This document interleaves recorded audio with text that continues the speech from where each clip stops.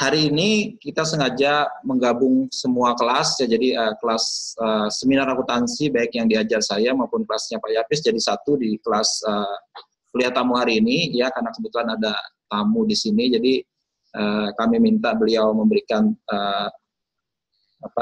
topik khusus tentang satu bagian dari akuntansi, yaitu bagaimana mengatasi masalah konflik dalam akuntansi. Ya, saya beri pembukaan dulu ya sebelum kita sambung nanti ke Ibu ya.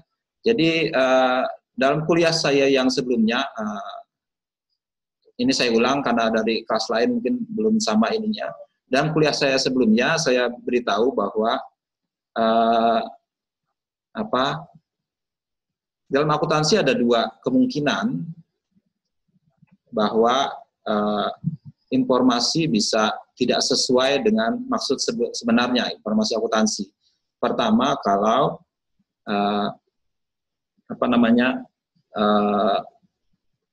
terjadi asimetri informasi. Jadi kita tahu bahwa akuntansi itu berhubungan dengan informasi. Ya. Kalau informasinya ini tidak tepat digunakan, akan menyebabkan orang lain dirugikan. Ya, semua pihak yang berkaitan akan dirugikan. Nah, ada dua kemungkinan. Pertama, adverse selection, yaitu dalam arti bahwa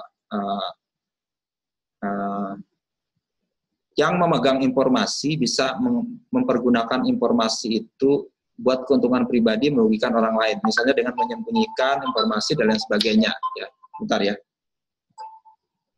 Ya, Bu. Oke, masuk ya. Kita lihat di bawah dulu ya. Ya sudah masuk, sudah masuk. Cuman, halo.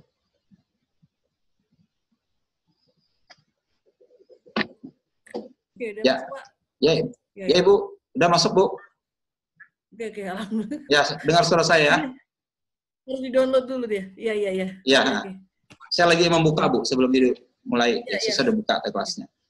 Ya, selamat bergabung Ibu Dr. Citrawati Jatiningrum.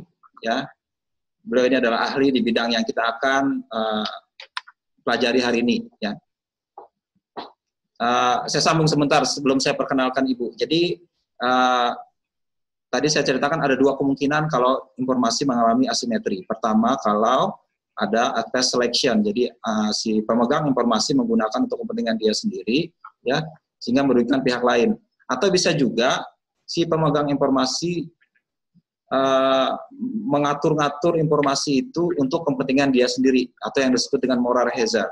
Ya, moral hazard itu penyalahgunaan untuk kepentingan dia sendiri. Nah, itu yang kita akan pelajari di hari ini, yang topik kedua itu. Ya, bagaimana orang yang memegang informasi, dalam hal ini inside information, bisa menggunakan informasi akuntansi itu untuk kepentingan dia sendiri. Ya, kita akan belajar hari ini ke Ibu Citra. Ya, lebih lanjut tentang bagaimana ya mekanisme akuntansi diatur sehingga manajer bisa mempertanggungjawabkan pekerjaan atau tanggung jawabnya dengan baik kepada pihak yang menugaskannya.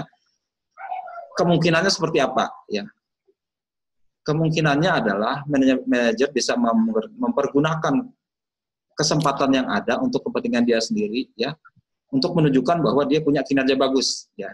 Nah, itu yang tapi itu kan tidak informasi yang sebenarnya, bukan menggambarkan realita. Nah, kemungkinannya seperti apa, celahnya seperti apa, dan bagaimana cara kita mengatasinya itu supaya tidak terjadi. Ya. Karena efeknya akan buruk. Ekonomi punya akuntansi punya efek konsekuensi ekonomi yang besar kalau tidak diatur dengan baik. Ada mekanisme pengaturannya melalui mekanisme tata kelola atau corporate governance nantinya. Ya. Oke, nanti selanjutnya Ibu Citra akan menerangkan. Ibu Citra ini adalah teman saya, teman lama, yang sudah puluhan tahun yang lalu. Ya, beliau sama-sama dengan saya waktu kuliah di Magister Akuntansi di UGM. Ya, tahun berapa, Bu? 2003 ya. 17 tahun yang lalu, Bu, ya. Sudah lama sekali. 17 tahun yang lalu. Beliau menamatkan S1 dari SD YKPN di Jogja, kemudian S2 sama-sama dengan saya di Magister Akuntansi di UGM, Universitas Gadjah Mada, kemudian melanjutkan S3 beliau di negara tetangga di Malaysia di University Selangor, ya Bu ya, Selangor. Selangor, Malaysia, ya. Makanya gelar beliau sama dengan saya PhD, ya, gelar impor dari negeri persemakmuran Inggris. Gelar kami sama, ya, 1, 2, 3 sama, ya. Jadi nggak usah khawatir, beliau ini sama pakarnya, lebih dari saya justru. Ya. Saya persilahkan Ibu untuk melanjutkan. Tadi saya membuka, menerangkan ke mahasiswa mengenai 2 kemungkinan, test selection dan moral hazard. Nah, moral hazard kita akan bahas hari ini, bagaimana itu terjadi dan bagaimana mengatasinya. Ya, saya persilahkan Ibu bisa sharing nanti slide-nya di sini, Bu. Ibu sudah saya tarik sebagai co-host, jadi bisa mengatur. Oke. Saya persilahkan Bu Cita. Iya. Oke. Sudah muncul belum? Ya. Sudah, Pak? Belum? Sudah? Sudah muncul? Belum, Ya, Bu. Ya, sudah, Bu. Nah, sudah muncul, ya. Ya, oke. Assalamualaikum warahmatullahi wabarakatuh. Waalaikumsalam. Terima kasih ya, Pak Tri. Sebentar. Terpencet. Oke. Sorry. Oke. Terima kasih ya, Pak Tri ya. Mohon maaf tadi awalnya kita ada kendala teknis ini. Jadi molor berapa menit nih ya? 15 menit ya, Pak ya. Ini untuk kita kali ini santai saja mungkin ya Pak ya. Kita santai saja, tapi tetap apa yang mau kita sampaikan bisa kita dapat gitu ya. Esensi yang akan disampaikan nanti bisa diterima. Dan mohon maaf kalau saya pakai PowerPoint bahasa Inggris ya. Ya, nggak apa-apa. Kira-kira nanti mungkin ada yang ditanyakan nggak masalah. Nanti dipotong saja saya pada saat saya presentasi nggak apa-apa, atau saya menjelaskan dipotong boleh. Atau nanti kepada Pak Tri untuk menyampaikan pertanyaan silakan. Jadi relax saja karena ini memang kita mau berbagi inilah ya, knowledge ya. Jadi yang disampaikan Pak Tri tadi mungkin yang sesuai dengan RPS-nya bahwa ada asimetri informasi, ada moral hazard dan seterusnya. Dan ini akan lebih mengembang ya. Dia akan lebih mengembang kepada ini mata kuliah apa Pak? Seminar akuntansi.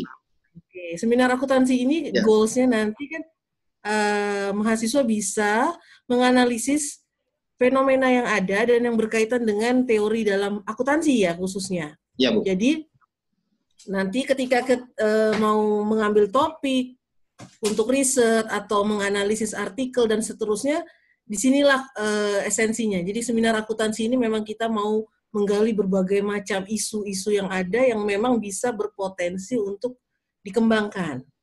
Nah, jadi saya di sini memberikan beberapa clue-clue yang memang sangat menarik, dan tadi berkaitan dengan asimetri informasi, berkaitan dengan moral hazard, dan lebih spesifiknya lagi, karena saya memang spesialis di corporate governance, jadi saya akan memberikan seperti benchmarking lah ya, untuk melihat secara luas bahwa agency konflik, corporate governance, dan earnings management itu berkaitan dengan yang tadi asimetri informasi, moral hazard, dan mungkin yang kita bisa katakan sebagai corporate finance ya. Di perusahaan itu pasti akan kita temui yang seperti ini. Jadi kalau nanti mengambil topik untuk riset dan seterusnya, jangan terpaku kepada yang memang biasanya seperti apa. Tapi kita harus berbeda. Nah inilah yang mau saya sampaikan.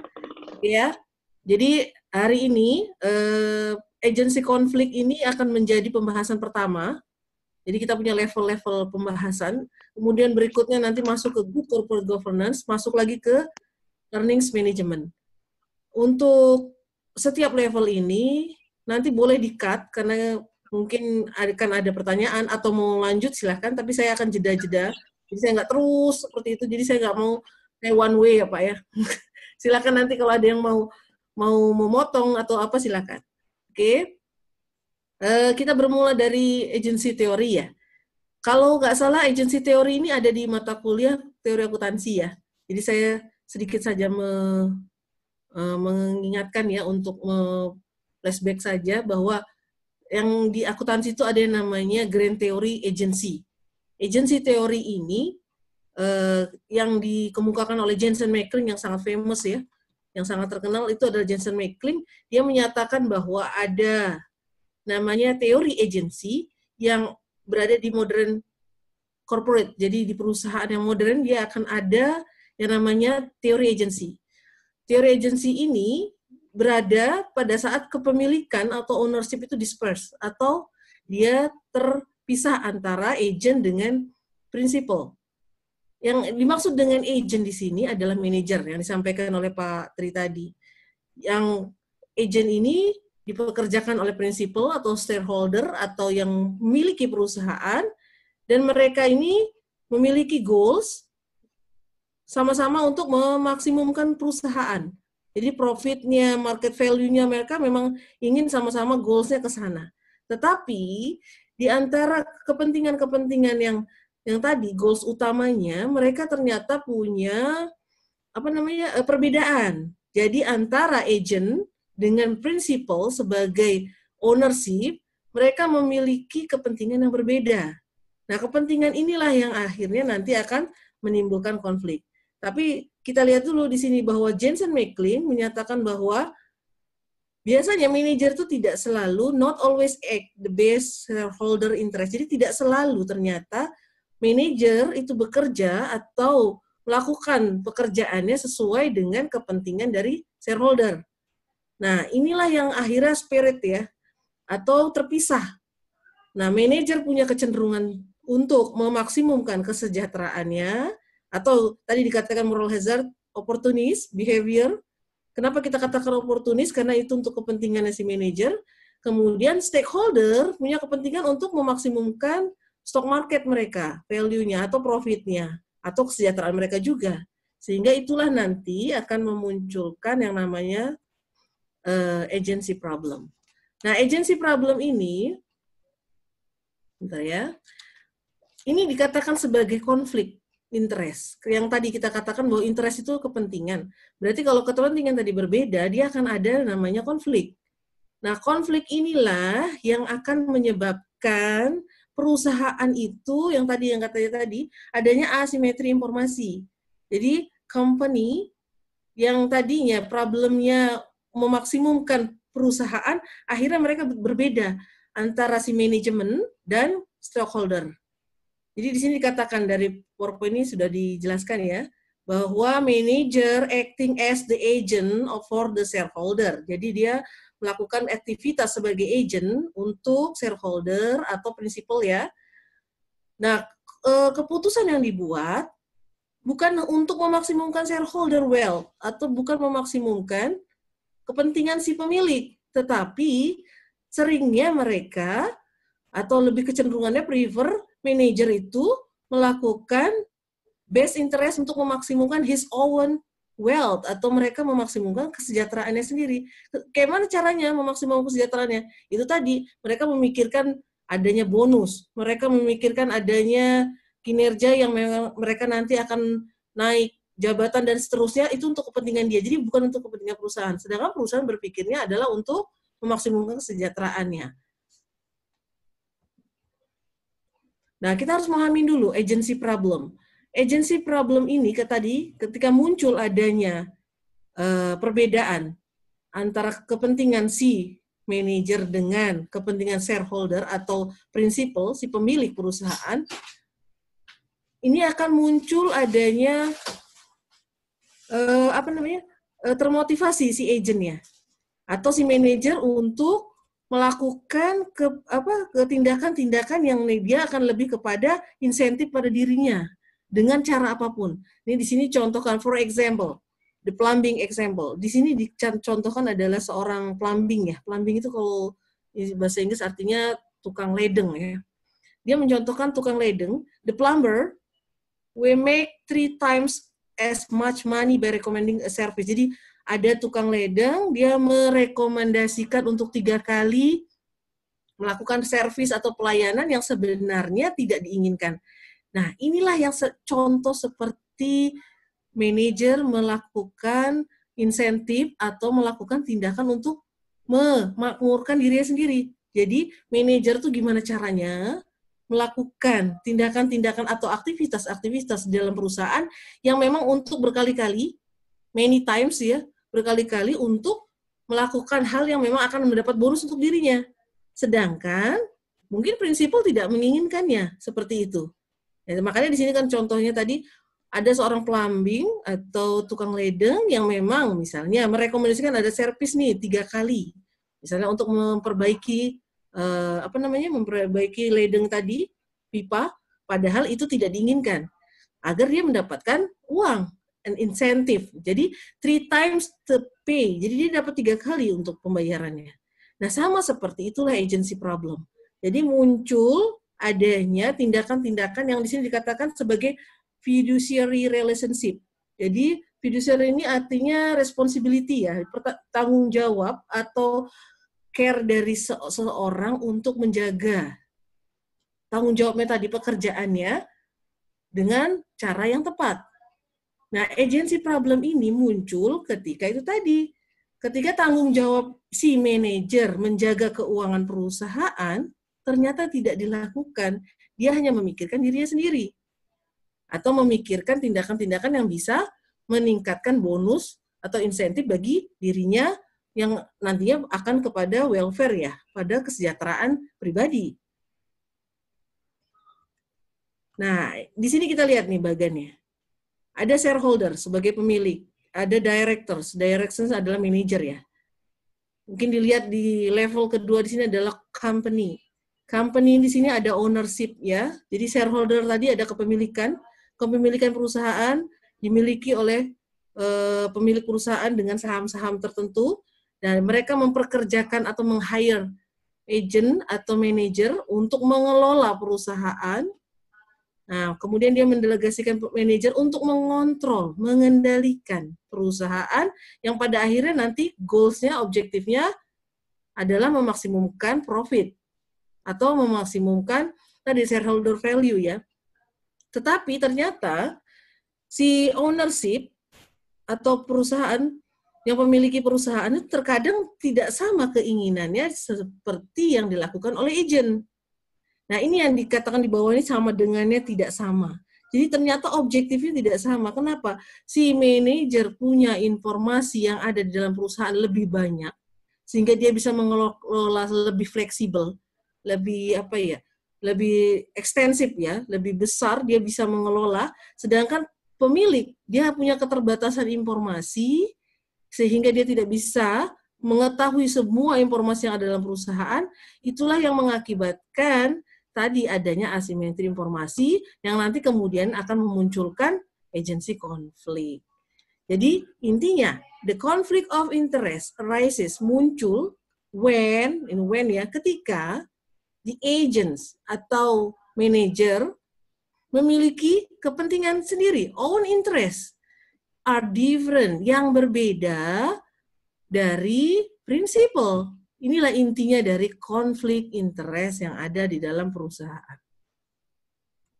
Oke, berikutnya, nah intinya ada di sini kuncinya yang bisa kita ambil bahwa agency problem adalah konflik interest atau konflik kepentingan antara beberapa pihak yang intinya tadi antara agent dan prinsipal. Kemudian agency problem yang kedua muncul karena adanya insentif, adanya dorongan, adanya motivasi yang muncul dari agent untuk not act in the full best interest, yang berlaku untuk tidak melakukan aktivitas yang terbaik bagi prinsipal atau pemilik perusahaan. Nah, bagaimana caranya? Ya ini tadi, melalui regulation, melalui incentivizing. Jadi, bisa kita mengeliminir atau memitigate tadi konflik tadi, mengatasi konflik dengan cara regulasi atau adanya aturan dan insentif bagi agent yang bisa in accordance, yang bisa menyatukan kesamaan antara principal interest dan agent interest atau kepentingan-kepentingan mereka berdua. Nah, inilah yang kita kemudian nanti akan melihat lagi kepada munculnya earnings management. Ya, sebelum Oke. lanjut Bu Ya, Citra. silakan. Jadi teori agensi ini mengasumsikan manusia itu dalam artian negatif Bu ya. Maksudnya gini, kan ada teori satunya lagi, teori stewardship. Stewardship ini maksudnya manajer itu bekerja melayani pemilik. Ya. Diasumsikan mereka punya niat baik melayani pemilik. Beda sama itu Bu ya. Maksudnya memang saya sedikit memancing Pak. Itu nanti di sini mahasiswa harus bisa menganalisis yang kita jelaskan. Nanti di ending earnings management kita mau sedikit memancing bahwa yang dilakukan manajemen ini bad or good. Jadi apa yang dilakukan ini earnings management ini apakah baik atau buruk? Atau dikatakan behaviornya moral hazard kah atau tidak? Nah, itu tadi kita baru pembukaannya kita mau menunjukkan bahwa ada konflik, kemudian ada agency problem, itu yang selalu ada ya, dan nggak akan pernah nggak. Jadi pasti kan ada konflik agency di dalam suatu perusahaan. Nah, nanti kita ini udah masuk ke dalam accounting. Kalau sudah masuk adanya agency konflik ini di manajemen ada, mungkin di bidang-bidang lain ada, tetapi kita akan masuk kepada lebih ke finance ya. Akuntansinya. Agency konflik, ya betul. Agency konflik ini nanti larinya kemana?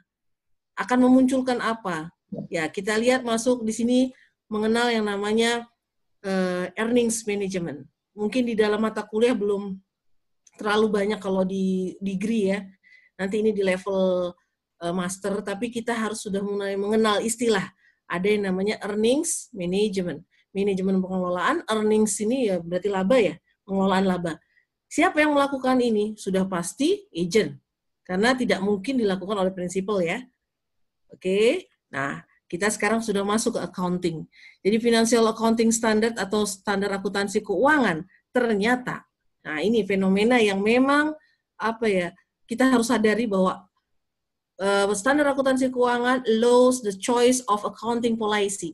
Jadi mereka standar akuntansi keuangan memberikan kebijakan atau memberikan ruang untuk memilih kebijakan akuntansi yang akan digunakan dalam menyiapkan preparation of the financial statement. Jadi menyiapkan laporan keuangan. Nah, kebijakan inilah yang akhirnya menyediakan flexibility untuk manajemen memanipulate.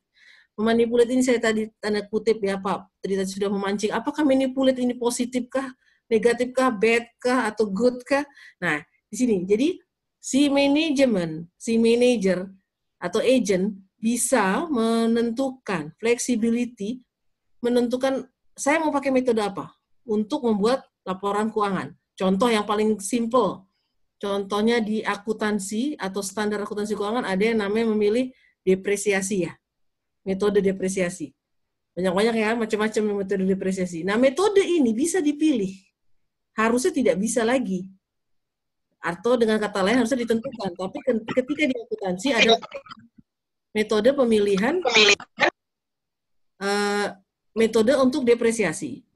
Yang kemudian metode persediaan ada LIFO, FIFO. Nah, itu juga memberikan ruang flexibility bagi manajemen untuk mendiskresi untuk keuangan.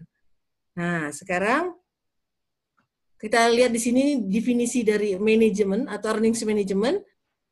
Saya banyak di sini tapi tidak usah diinikan ya. Saya intinya saja. Saya ambil dari Llewellyn. Jadi earnings management ini occurs when manager use the judgment. Nah, ini dia. Jadi si agent atau manager menggunakan judgment dalam financial reporting-nya. Dalam mempersiapkan laporan keuangan dan structuring transaksi. Bagaimana transaksi ini akan disiapkan, bagaimana dia menyajikan laporan keuangan ini. Tujuannya apa? Mislead some stakeholder about the underlying economic performance. Jadi kinerja perusahaan ini bisa tidak sesuai, bisa diubah dengan judgment tadi, kebijakan-kebijakan yang diambil. Nah, inilah yang dikatakan earnings management. Kemudian, apa saja motivasinya? Nah, ini nanti kuncinya itu tadi, analisis dari mahasiswa harus bisa nih melihat analisis bagaimana earnings management itu didorong oleh apa saja, ada yang namanya bonus plans, insentif, dorongan dari bonus.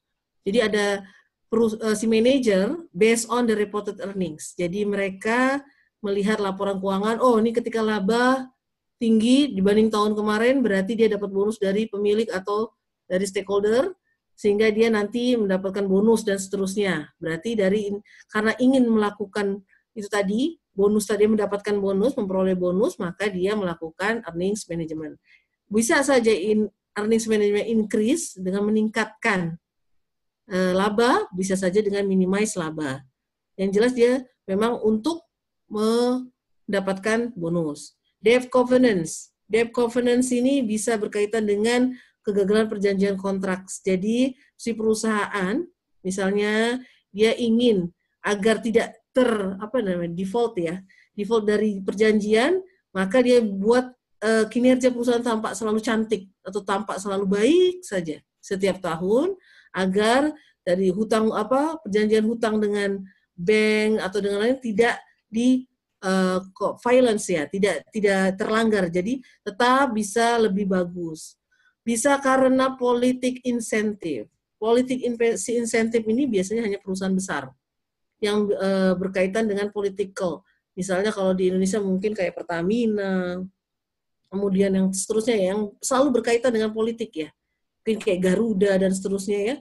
Nah, itu kenapa mereka memainkan earnings management?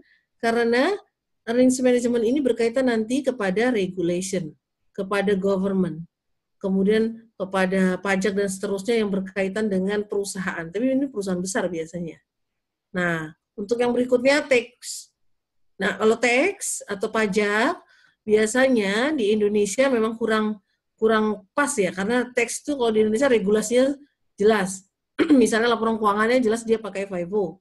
Kalau di luar negeri, mereka bisa melakukan kebijakan untuk memilih antara metode akuntansi yang mau digunakan. Tujuannya apa? Untuk menurunkan laba, menaikkan laba, atau smooth laba, dan seterusnya bisa dilakukan dengan metode pemilihan yang berkaitan agar pajaknya kecil. Kemudian, ini masih teks ya, insentif yang berkaitan dengan IPO. IPO pada saat public offering pertama kali, biar kelihatan perusahaan ini bagus, maka laba dibuat baik sehingga banyak investor yang tertarik. Kemudian pada saat equity offering juga sama, ini berkaitan dengan pasar modal ya. Nah, untuk mendeteksi bagaimana sih perusahaan ini menggunakan laporan keuangan dalam earnings management atau tidak, kita bisa melakukan dua pendekatan. Ada yang pakai balance sheet approach atau pendekatan dengan balance sheet, ada yang menggunakan cash flow statement approach. Jadi ternyata yang dilakukan oleh si manager tadi, agent, itu bisa kita deteksi. Deteksi dengan menggunakan rumus yang menggunakan dua pendekatan. Ada yang pakai balance sheet, ada yang pakai cash flow. Nah, kenapa yang hanya dua ya? Kenapa cash flow ini ternyata menggunakan cash flow ini lebih powerful ya? Atau dikatakan sih banyak penelitian yang lebih menggunakan pendekatan cash flow statement approach, karena di sini dia membedakan yang namanya kebijakan itu adalah discretion namanya, atau kebijakan discretion accrual. Itu hanya bisa deteksi ketika dia memisahkan antara accrual yang discretion sama yang tidak. Jadi non sama yang discretion. Ketika kita menghitung rumus, kemudian total accruals-nya ada nilainya, kemudian total accruals ini bisa kita bedakan discretion, yang kebijakan, dan yang non-discretion. Nah, ketika discretion, itulah yang kita katakan sebagai perusahaan melakukan earnings management. Dan semua perusahaan itu melakukan earnings management. Jadi tidak ada perusahaan yang tidak melakukan. Nah, tadi earnings management yang dilakukan tujuannya untuk apa? Motivasinya berbeda-beda. Oke, kemudian ini salah satu earnings management yang sangat populer untuk mendeteksinya, kita menggunakan model Modify Jones. Dan misalnya contoh ya, salah satu metode yang populer dan pattern atau pola dari melakukan earnings management itu ada yang namanya big bet accounting. Jadi big bet accounting ini nanti bisa lebih banyak baca ya tentang ini. Big bet ini biasanya mereka melakukan labanya dibuat turun, kemudian nanti naik.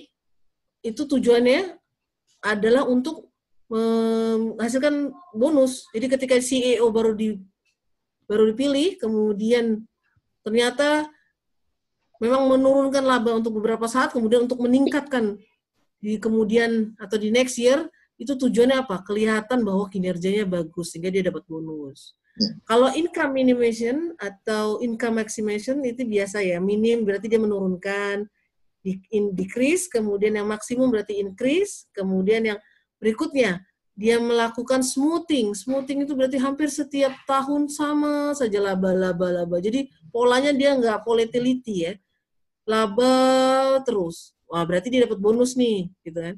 Kalau dia melakukan decrease, berarti dia ada tujuan. Nanti mungkin decrease itu diturunkan kemudian dinaikkan. Atau dia mau menaikkan terus.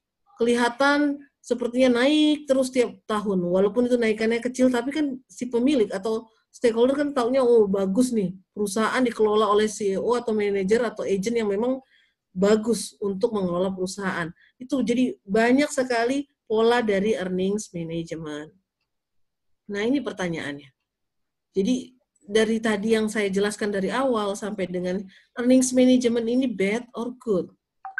Mungkin nanti boleh kita diskusikan tentang ini.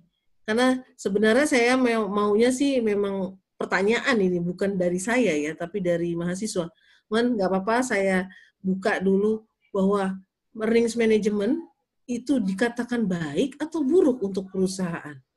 Atau ini tindakan yang baikkah atau yang buruk? Nah, kalau kita lihat di sini, polanya, tadi pattern-nya, ada yang mau menaikkan income ke increase, ada yang mau decrease, ada yang smoothing, ada yang big bet, dia membuat itu seolah-olah jatuh, kemudian nanti naik gitu ya. Jadi dapat bonus. Itu larinya ke motivasi. Motivasi tadi ada banyak sekali ya. Ada yang teks, motivasi, bonus, motivasi seterusnya. Nah, itu larinya nanti ada yang good itu yang arahnya ke atas, ada yang bad. Nah, berarti nanti kita mau mungkin diskusi lebih dalam apakah ini yang baik ataukah yang buruk kepada implikasi laporan keuangan.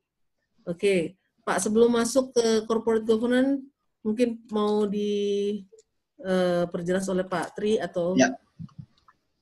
Silakan. Ya. Jadi antara bad dan good itu bagaimana, Bu? Belum terjawab nih ya? Ya memang belum terjawab. Kita mau mahasiswa ini biar nggak ngantuk nih ya, karena malam ya. Satu lagi pertanyaan, Bu. Apakah beda antara earning management dengan fraud?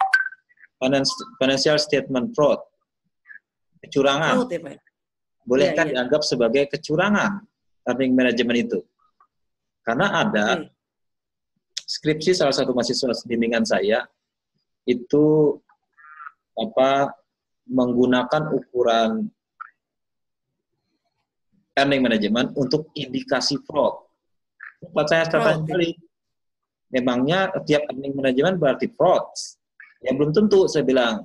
Harus tahu bedanya. Nah itu. Mahasiswa yang sekarang juga harus tahu apa bedanya earning management dengan fraud. Fraud, iya. Betul. Ini mau dijawab sekarang atau gimana nih? Mahasiswa jawab dulu. Ada yang tahu nggak? Saya balik ke tanya mahasiswa dosen. Kalau yang sudah ngambil audit, dia sudah tahu definisi fraud, ya. Ya. Oke. Nanti bisa compare dengan yang namanya earnings management yang saya jelaskan tadi. Ya. Jadi fraud itu, atau kalau kita bahasa yang gampangnya kan kecurangan. Nah, apakah ini dikatakan earnings management juga kecurangan atau bukan? Atau sebaliknya, apakah earning management boleh dikategorikan sebagai fraud? Iya, betul, Pak. Kalau tidak salah juga pernah saya baca itu. Ya, tentang perbedaan antara fraud dengan earnings management. Tapi ada yang memang mau mengambil topik memadukan bahwa dia mendeteksinya dengan fraud gitu, Pak. Dia pakai indikator earning management. Oke. Yang menunjukkan bahwa ini ada indikasi ke arah fraud, indikasi. Ya. Atau mahasiswa ada yang bisa jawab, ada yang bisa bantu apa bedanya earning management dengan fraud? Saya buka sekarang. Ada yang bisa jawab, bantu jawab? Ini satu kelas atau beberapa kelas, Pak? Ini beberapa kelas digabung, Bu. Jadi total ada 60 orang, hampir 60 orang, ya.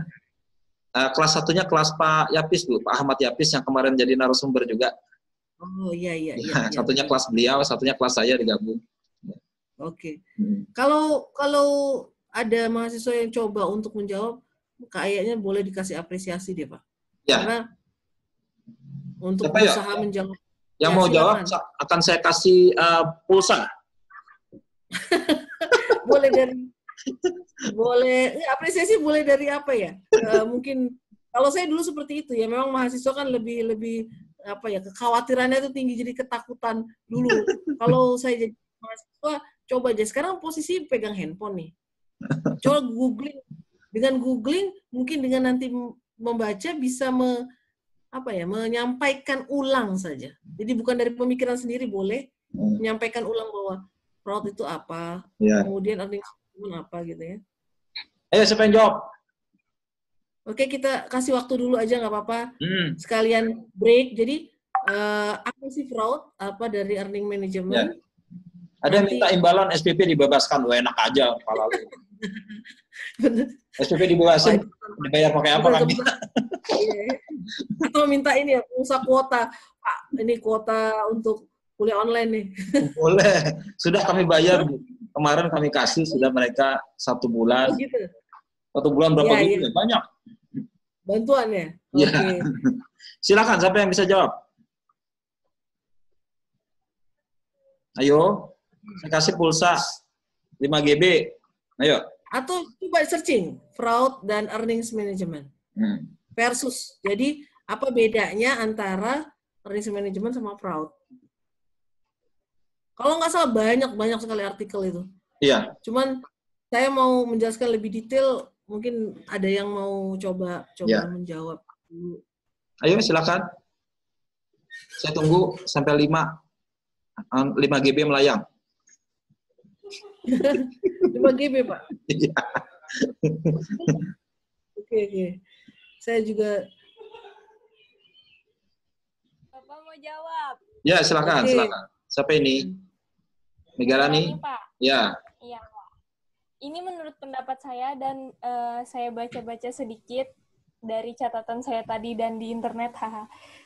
Kalau manajemen laba itu manajernya yang memanfaatkan pemilihan metode akuntansinya untuk menampilkan kinerja keuangan yang lebih baik daripada kinerja ekonomis perusahaannya.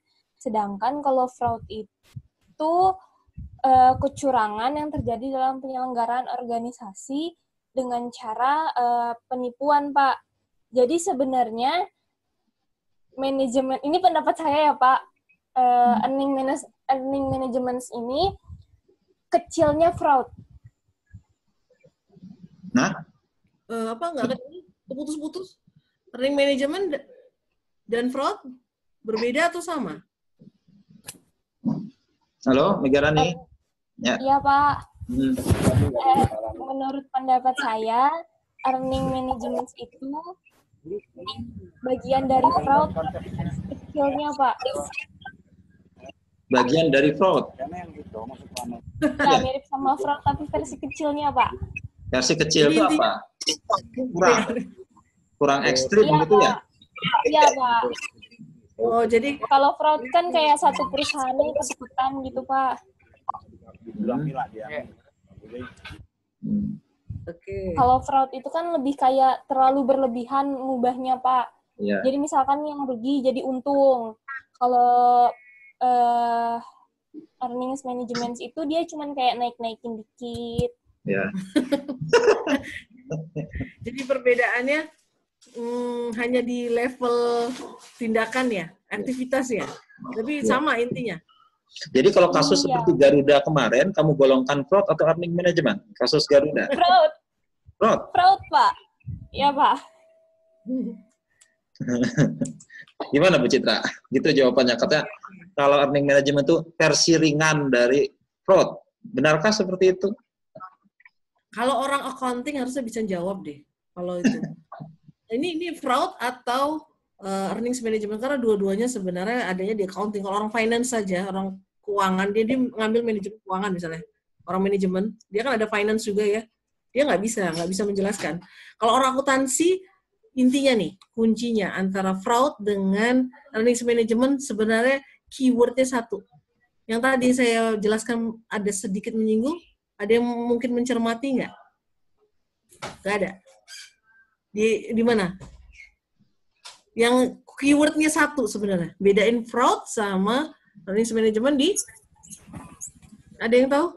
Keywordnya satu kata saja. Satu ini aja. Standar akuntansi keuangan atau financial accounting standard.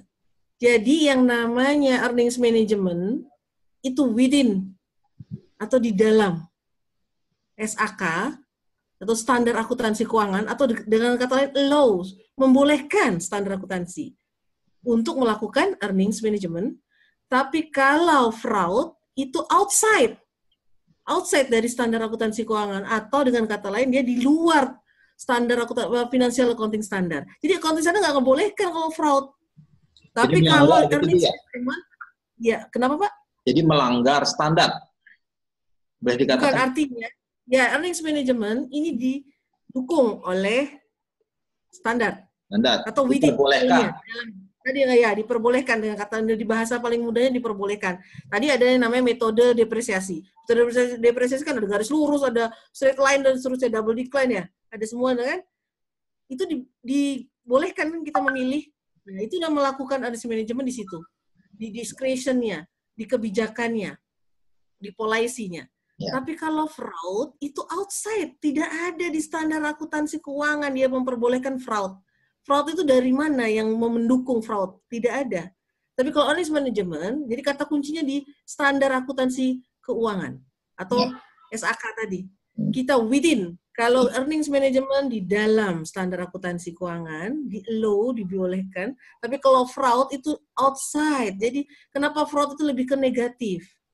Atau dikatakan bad ya? Atau ditindakan yang memang bisa dikatakan tidak baik. Karena itu tadi, dia tidak didukung oleh standar akuntansi. Bahkan itu malah nanti mungkin ada kebijakan untuk punishment dan seterusnya kalau ketika yang melakukan fraud. Tapi kalau di earnings management masih diperbolehkan. Nah ini larinya ke ini tadi Pak. Larinya ke yang pertanyaan saya awal tadi. Ya. Apakah earnings management itu bad or good? Sebenarnya kalau udah bisa jawab itu tadi, sorry, kemana tadi ya? Ke depan. Sebentar. Ya, sebentar. Depan ya. Nah, apakah earnings management ini bad or good? Kalau dikatakan baik, good, ketika earnings management ini punya tujuan yang memang untuk meningkatkan yang share value dari perusahaan tadi. Meningkatkan nilai perusahaan atau kinerja perusahaan. Contohnya apa sih? Contohnya tax. Jadi, earnings management dilakukan untuk menurunkan pajak. Ini kalau untuk di Amerika ya, karena dia under regulation US atau Amerika itu, memang mereka boleh memilih FIFO-LIFO. Mereka untuk menurunkan pajak, mereka memilih LIFO.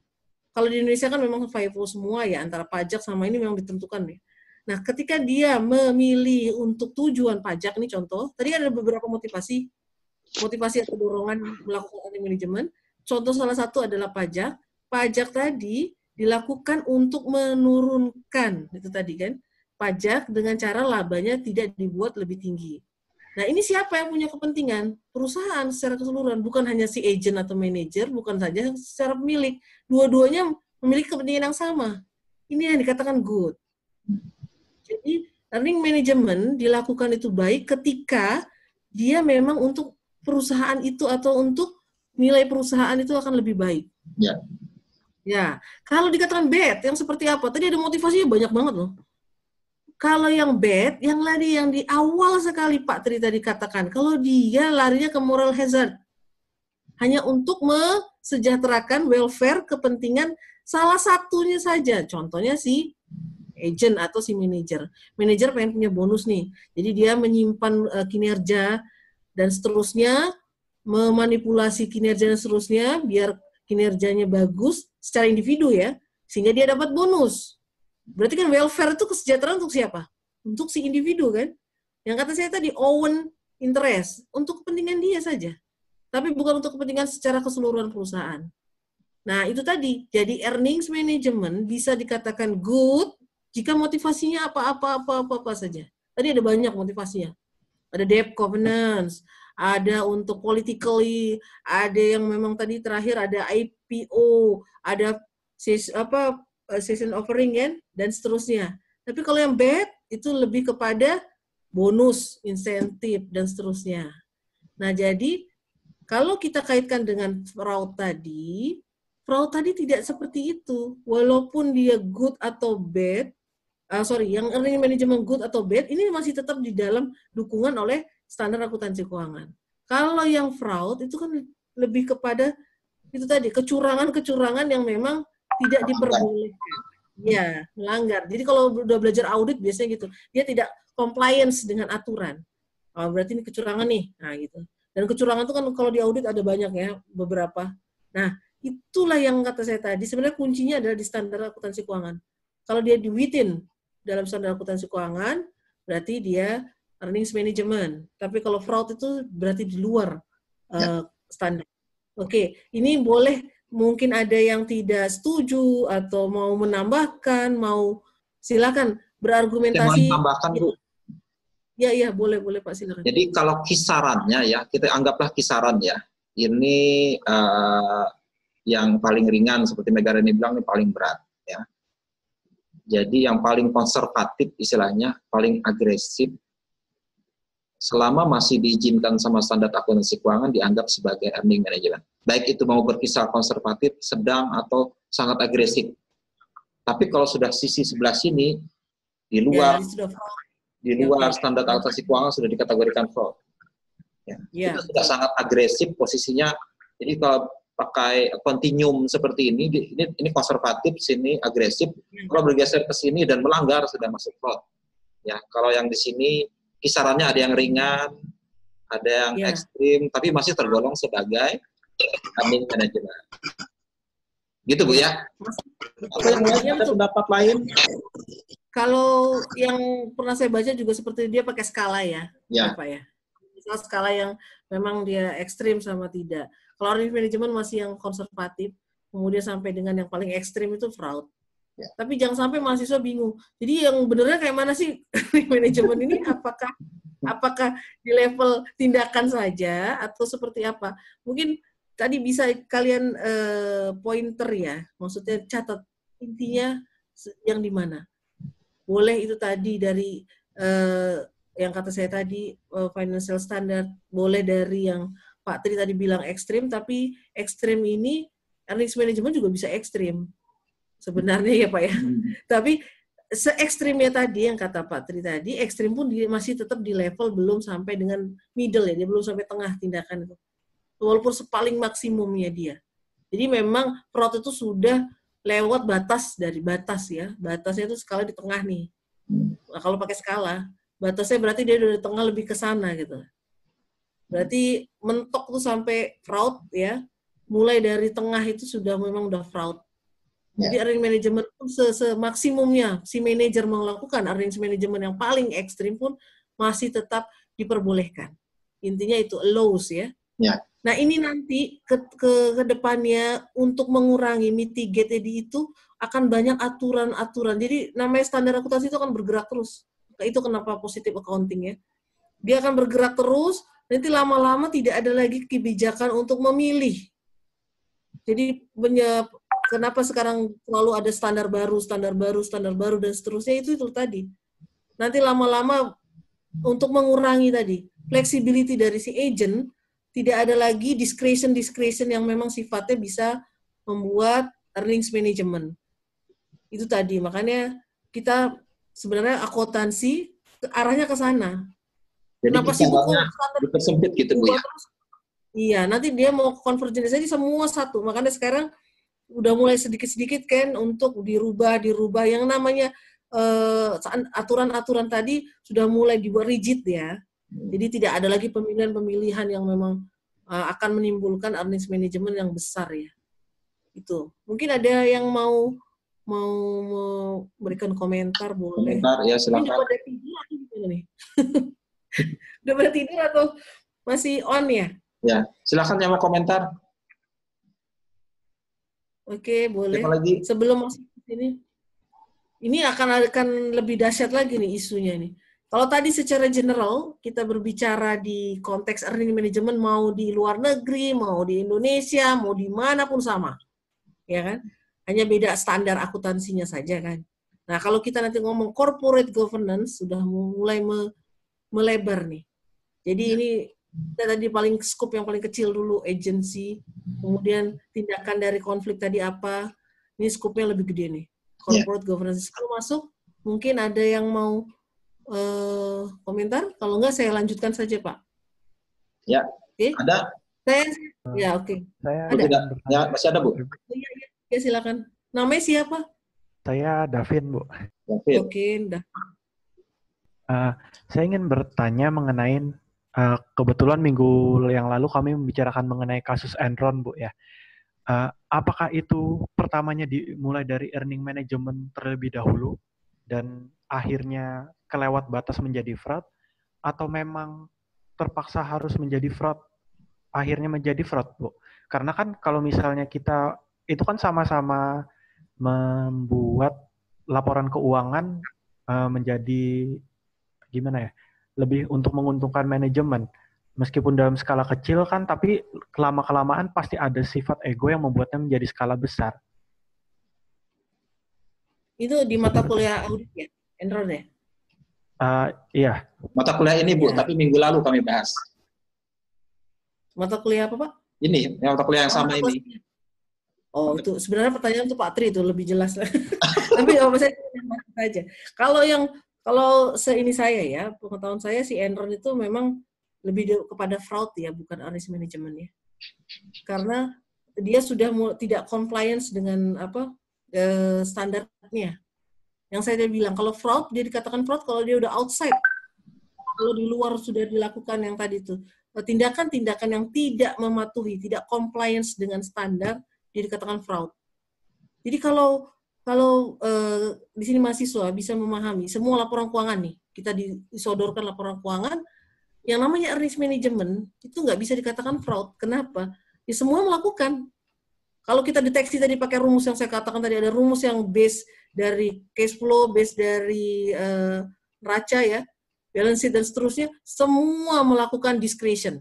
Ada yang discretionnya negatif, ada yang positif. Nah itu bukan dikatakan fraud. Kenapa? Mereka masih compliance kok dengan standarnya. Dia melakukan laporan yang benar dan seterusnya. Cuman metodenya dibuat sesuai keinginan mereka. Cara-caranya. Nah, kalau fraud yang tadi kisah Enron itu, dia melakukan kecurangan yang tidak compliance, misalnya tadi dia tidak melaporkan ini itu, dan nah, itu yang dilakukan. Sudah belajar audit kan, ada beberapa hal yang memang tidak sesuai dengan standar. Jadi mungkin Pak Tri lebih inilah ya. Karena saya tidak ke audit ya. Kalau Pak Tri mungkin lebih. Ada beberapa aktivitas yang tidak compliance dengan standar itu, misalnya tidak melaporkan, di neraca tidak sesuai, kemudian profitnya dan seterusnya. Memang banyak hal-hal yang memang dia tidak sesuai, dan penemuan-penemuan itu akhirnya mengkategorikan dia sebagai fraud. Nah itulah yang asalnya akhirnya mereka bangkrut ya, Enron itu. Jadi melakukan tindakan-tindakan yang tidak sesuai dengan standar. Ya. Mungkin Pak Tri lah yang bisa untuk audit ya. Nah, saya kasih contoh aja ya. Yang Enron itu salah satu contohnya adalah penggunaan SPE, Special Purpose Entities. Kalau menurut standar akuntansi di Amerika, 3% boleh diizinkan. 3% perusahaan hanya punya 3% boleh dianggap sebagai SPE asal pihak lainnya independen mengoperasionalkan SPE tersebut. Nah, dalam kasus Enron, dia melaporkan 3%, oke. Tapi ternyata yang independen tersebut adalah mereka juga. Orang Enron juga. Nah, itu melanggar namanya. Harusnya kan orang independen yang tidak ada kaitan dengan Enron. Ya. Itu melanggar kalau di audit melanggar di apanya, Pak? Misalnya ada yang kepatuhan di apa? Dia melanggar standar. Karena yang independen bukan independen, tapi pihak yang related Tidak parties ke perusahaan tersebut. Ya, yang betul. Jadi yang memang kata saya tadi, dia memang melanggar standar. Itu yang dikatakan fraud ya. Makanya konteksnya di manajemen tidak sampai ke fraud karena itu tadi masih di dalam standar akuntansi. Jadi jangan melihat earnings management adalah bad activity atau tindakan yang jelek karena memang ini dilakukan oleh perusahaan. Tetapi tidak boleh kalau dia moral hazard itu saja. Ya Pak. Jadi kalau moral hazard, nah itu yang tidak boleh. Kalau yang semua dilakukan perusahaan-perusahaan, apalagi di Indonesia, saya kira melakukan semua itu earnings management. Jadi kalau kita compare Pak, earnings management Malaysia dengan Indonesia, ternyata Indonesia luar biasa ya. Sudah dibandingkan. Ya betul. Tapi kalau dia di Malaysia mungkin mereka kan karena patuh dengan regulasi dan seterusnya mereka tidak berani untuk earnings manajemennya yang ekstrim ya. Misalnya decrease. Lihat saja laba yang ada di Indonesia. Volatility-nya kan terlalu tinggi ya. Bisa dia 2 tahun negatif, positif lagi dan seterusnya. Itu kita nggak tahu motifnya apa. Apakah itu pergantian CEO kemudian nanti dia mau dapat bonus seperti tadi, atau kan memang perusahaan itu kinerja benar-benar jelek gitu ya. Jadi kalau di Malaysia dia lebih cenderung settle ya perusahaan. Volatility itu tidak terlalu tinggi. Itu yang saya lihat. Jadi mereka memang dari secara kepatuhan audit aja memang compliance-nya sudah bagus. Karena corporate governance sudah bagus di Malaysia dibandingkan Indonesia. Nah, mungkin kita masuk ke corporate governance kalau sudah isunya ke sana ya. Silakan Bu. Ya Pak. Nah, corporate governance ini saya tidak banyak, karena corporate governance ini bisa 1 jamnya nggak selesai sebenarnya. Jadi intinya saja, corporate governance ini katakan behavior sebenarnya ya, atau bisa dikatakan satu set rules itu maksud aturan-aturan yang mendefinisikan hubungan antara pihak-pihak di dalam perusahaan. Ada yang namanya shareholder, ada manager, ada kreditor, ada pemerintah, governance, dan semuanya itu diatur dalam satu aturan. Ini yang namanya corporate governance, pengelolaan perusahaan. Nah, corporate governance ini tujuannya memonitor dan mengontrol, mengendalikan dan memonitoring semua resources-nya, sumber daya yang ada di perusahaan.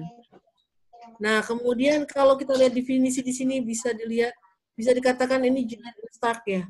Dia the system of law katanya, sistem hukum, ada aturan, ada yang dikatakan sebagai kontrol dari operasi perusahaan.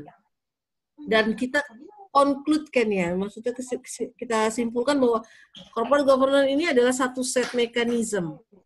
Satu set dari mekanisme yang membantu secara langsung directly or indirectly dari implementasi aturan-aturan tersebut. Jadi ada mekanisme yang memang dibuat atau aturan untuk pengelolaan perusahaan. Oke. Nah, dilihat di Asia dan Indonesia, corporate governance ini mulai didiskusikan pada tahun 97. Kemudian kita sudah mulai menggembar-gemborkan good corporate governance atau GCG ya kalau bahasa Indonesianya. Kemudian implementasi ini tujuannya adalah untuk meningkatkan value dari perusahaan atau meningkatkan kinerja dari perusahaan. Nah, di Indonesia ada namanya Komite Nasional Kebijakan dari Corporate Governance yang memang bertanggung jawab atau responsibility dalam implementasi corporate governance standard. Jadi pemerintah membuat standar atau pedoman untuk corporate governance, kemudian komite inilah yang akan bertanggung jawab untuk menilai apakah perusahaan ini sesuai atau tidak implementasi dari corporate governance-nya. Corporate governance tadi katakan mekanisme atau mekanisme. Nah, mekanisme yang ada di dalam corporate governance atau pengelolaan perusahaan itu apa saja? Ada, ini contoh saja, ada sebenarnya banyak sekali. Ada namanya board of director atau direksi ya, dewan direksi atau manajer, board of komisioner, komisaris, ada independen, komisaris ini kalau dalam laporan keuangan ada di bagian disclosure ya. Dia menjelaskan ada board directornya, ada di situ ada direksi ada 7 orang, komisaris ada 3. Ini semua yang dikatakan corporate governance, pengelolaan perusahaan. Ada yang namanya independent komisaris, ada audit komitenya, ada berapa jumlahnya, dan seterusnya. Ada independen dari audit komite, dan seterusnya. Nah, implementasi dari corporate governance yang mekanisme ini bisa dilihat dari laporan keuangan. Nah, mereka itu sebenarnya mengikuti aturan yang ada atau pedoman yang dibuat oleh Indonesia. Mereka harus punya, misalnya independen komisaris harus punya 3 orang, berarti dia harus minimal 3 orang. Audit komite harus ada, berarti dia membentuk audit komite. Independen of audit komite harus ada, mereka buat, dan seterusnya. Itu sebenarnya ngikutin aturan untuk compliance ke sana. Kemudian implementasi dari corporate governance ini juga bisa dilihat dari indeks. Indeks ini dilakukan oleh Indonesia Institute for Corporate Governance. Jadi dia menghitung indeks ya, rankingan dari corporate governance semua perusahaan yang terindeks. Jadi ternyata di Indonesia nggak semua terindeks. Kalau di Malaysia, karena negaranya sudah ini ya, sudah settle, jadi semua perusahaan hampir sudah semua terindeks. Kalau di Indonesia baru sebagian terindeks. Makanya kalau untuk melakukan riset, kita melakukan ambil indeks sebagai proksinya atau measurementnya. Saya mau tahu perusahaan ini Bu, indeksnya berapa, corporate, masih kesulitan dengan data. Karena ada yang tidak terindeks, ada yang indeksnya tidak tiap tahun annually, dan seterusnya. Akhirnya sedikit sekali data yang harus bisa diambil. Nah, kalau mau melihat corporate governance, biasanya ke mekanisme. Karena semua laporan keuangan ada. Yang namanya jumlah dari audit komite, semua disclosure kan ada semua. Itu bisa kita lakukan kalau kita melihat laporan keuangan. Implementasi corporate governance di Indonesia ini juga dituangkan dalam beberapa hal ya, kayak transparansi, accountability, independence, tapi ini tidak bisa terukur. Fairness biasanya dia itu tadi pakai indeks. Nah, indeks ini measurementnya kan sudah dibuat atau dirancang atau memang didesain memang sudah mengukur transparansi dan seterusnya. Jadi kalau kita melihat transparansi atau tidak sih perusahaan ini tidak bisa. Independen atau tidak bisa. Memang dia sudah ada aturan tersendiri. Nah, biasanya corporate governance kaitannya sama ini. Sama yang namanya transparansi, accountability, responsibility, independen, dan seterusnya. Nah, di Indonesia, saya mau cerita nih di Indonesia. Ini fenomena yang unik ya. Kalau tadi awal, agensi teori kita ini berkaitan dengan adanya Jensen-Mackling ya, adanya konflik antara si agent sama prinsipal. Ternyata di Indonesia itu nggak ada. Kalau mahasiswa bisa baca laporan keuangan misalnya perusahaan yang kosmetik, Sari Ayu dan seterusnya, Mustika Ratu, bisa dilihat di situ, ternyata pemilik perusahaan itu memegang 99% saham. Sisanya 1% itu di-share dengan publik. Jadi ternyata mereka bisa listed di bursa efek kan kalau memang dia di-share oleh publik. Dia hanya syarat saja, 1%. 99% dimiliki oleh perusahaan. Nah, kalau dimiliki oleh perusahaan, berarti si pemilik lah yang punya wewenang atau pengelolaan perusahaan. Udah pasti siapa manajernya? Siapa CEO yang di dalamnya? Sudah pasti keluarga. Entah anaknya ditaruh situ, entah keluarganya, dan seterusnya. Jadi konfliknya bukan lagi antara agent sama dengan prinsipal. Tetapi di Indonesia sudah ke type 2, agency konflik. Nah, istilah type 2 ini, kalau ini saya hanya mengenalkan ya, ini yang berbeda. Jadi dari perspektif yang berbeda bahwa ada agency konflik yang namanya tipe kedua. Tipe kedua ini apa?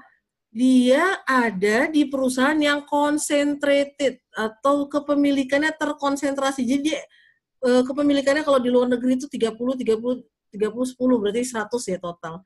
Nah, kepemilikan itu memilih manajer untuk mengangkat manajer sebagai pengelola perusahaan. Mereka akan mengontrol dan seterusnya untuk mengendalikan perusahaan dilimpahkan oleh si manajer. Nah, kalau di Indonesia tidak. Kalau 70% atau bahkan 80% dipegang oleh A, berarti sisanya 20%, berarti yang mengontrol siapa? Otomatis 80%. Siapa yang mengangkat? Ya pilihan dari mereka. Saya mau ngangkat si A, otomatis yang 20% jadi kalah dong. Nah, itu yang dikatakan minority. Jadi di Indonesia, kendalanya adalah bukan lagi agency konflik antara si agent sama prinsipal, dia sudah bergeser kepada minority sama majority, atau majority itu adalah orang yang punya saham banyak, Yang 20% tadi atau saham yang sedikit tadi 10% tadi itulah minority. Jadi agensi konfliknya bergeser. Nah ini ternyata di Asia seperti itu, Cina, Korea, Thailand, Malaysia tuh ada juga tapi tidak terlalu banyak ya. Indonesia yang paling banyak sekali.